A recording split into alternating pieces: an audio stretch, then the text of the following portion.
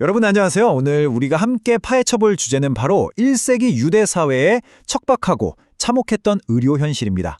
현대에 사는 우리로서는 솔직히 상상하기조차 힘든 그 당시 병자들의 처참한 삶이 대체 어떻게 그토록 놀랍고 깊은 신학적 진리의 무대가 될 수 있었을까요? 역사적인 팩트와 깊이 있는 신학적 관점을 오가면서 아주 흥미롭게 풀어보겠습니다. 이건 그냥 옛날 옛적 이야기가 아닙니다. 그 당시의 그 절망적인 상황이 완전한 회복이라는 것이 진짜 어떤 의미인지를 어떻게 극대화해서 보여주는지 지금부터 저와 함께 그 현장으로 들어가 보시죠. 오늘 살펴볼 여정은 이렇습니다.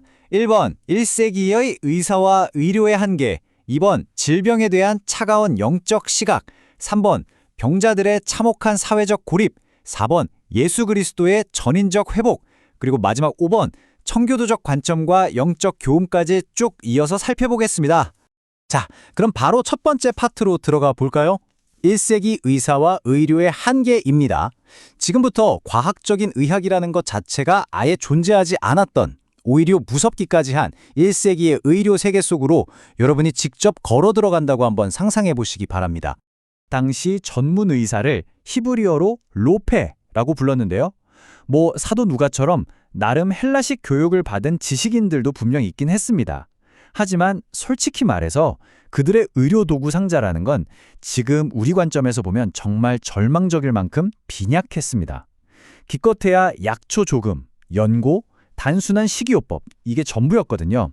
마취제요? 항생제요? 제대로 된 해부학적 지식 당연히 없었던 시대입니다. 당시 환자들이 겪어야 했던 그 끔찍한 현실을 딱 보여주는 기록이 하나 있습니다. 마가복음 5장에 나오는 혈루증 앓는 여인 이야기인데요. 이렇게 적혀 있습니다. 많은 의사에게 많은 괴로움을 받았고, 정말 안타깝지 않습니까? 당시에 치료법이라고 부르던 것들에는 비과학적인 민간요법은 물론이고 심지어 주술적인 처방까지 마구 뒤섞여 있었거든요. 의사를 찾아갈수록 병은 더 악화되고 모아둔 재산만 다 날리는 경우가 허다했던 겁니다. 사실상 치료가 아니라 환자 입장에선 고문과도 같았던 셈이죠. 그런데 여기서 정말 흥미롭고 좀 충격적인 유대 랍비들의 격언이 하나 등장합니다. 의사들 중 최상의 자라도 지옥에 갈 만하다. 와, 현대사회에서는 의사라고 하면 생명을 구하는 진짜 존경받는 직업이잖아요. 그런데 당시 유대사회의 시선은 완전히 달랐습니다. 탈인의 생명을 다루는 의사들이 행여나 자기가 생사를 통제한다고 착각해서 하나님의 절대 주권을 잊고 극단적인 교만에 빠질까봐 엄청나게 경계했던 거예요.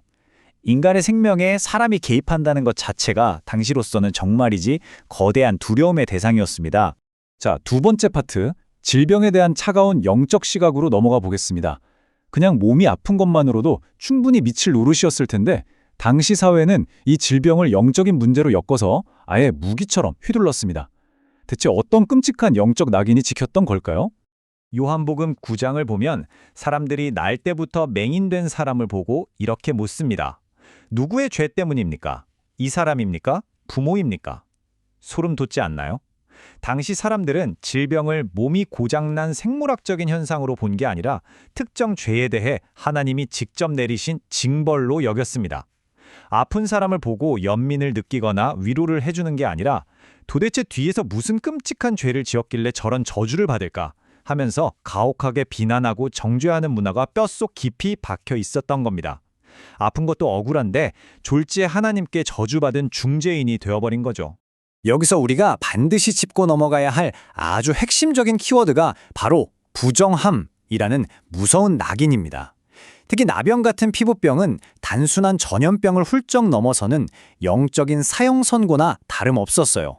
율법에 의해서 너는 부정하다 라고 딱 판정받는 순간 그 사람은 더 이상 하나님을 예배하는 성전에 들어갈 수조차 없었습니다.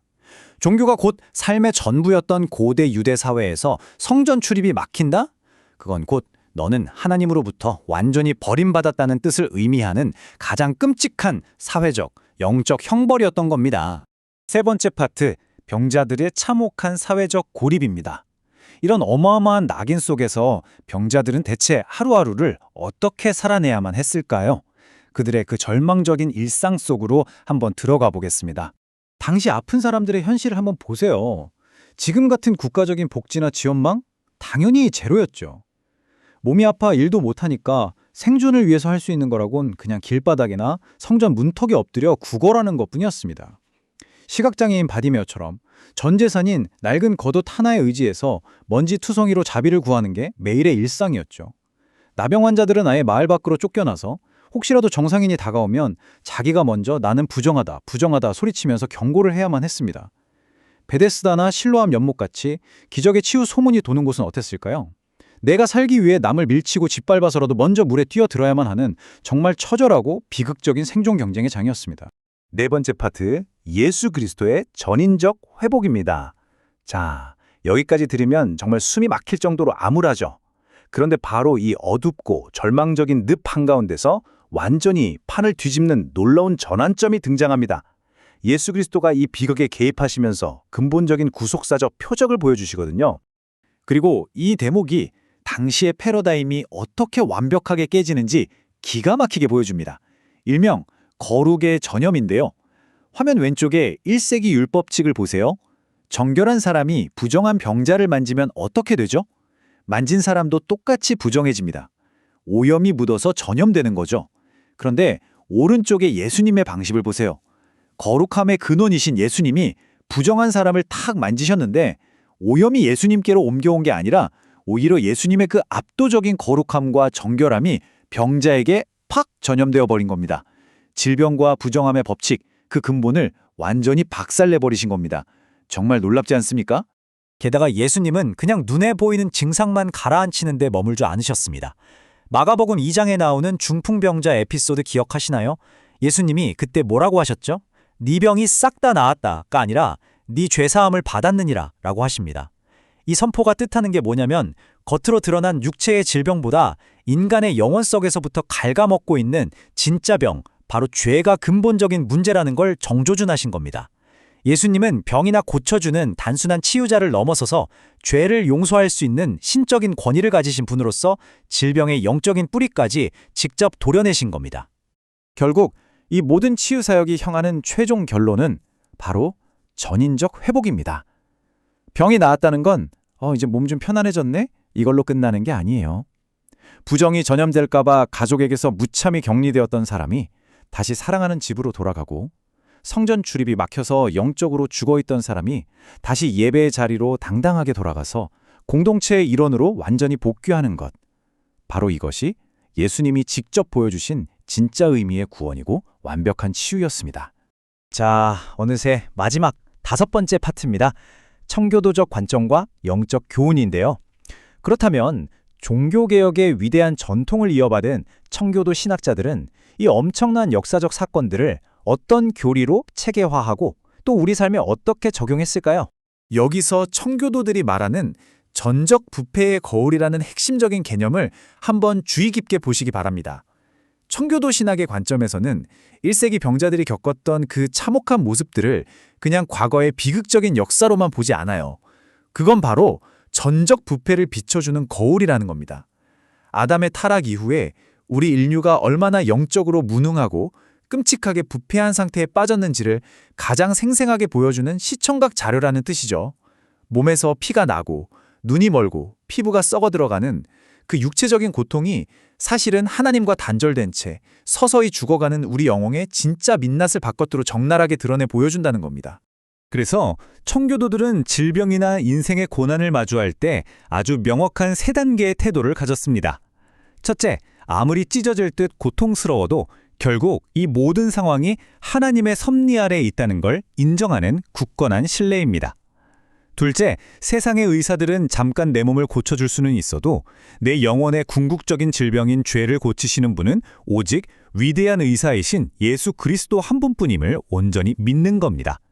마지막 셋째, 비록 내 몸은 병상에 누워 꼼짝 못할지라도 내 영혼만큼은 깨어서 하나님의 선하심을 찬양하는 경건을 끝까지 실천하는 겁니다. 이들에게 질병은 나를 망가뜨리는 저주가 아니라 내 영혼을 진짜 순금처럼 다듬어내는 훈련장이었던 겁니다. 자, 오늘 우리가 함께 살펴본 이 모든 역사적이고 신학적인 사실들 앞에서 여러분께 마지막으로 이 질문을 하나 툭 던지며 마무리하고 싶습니다.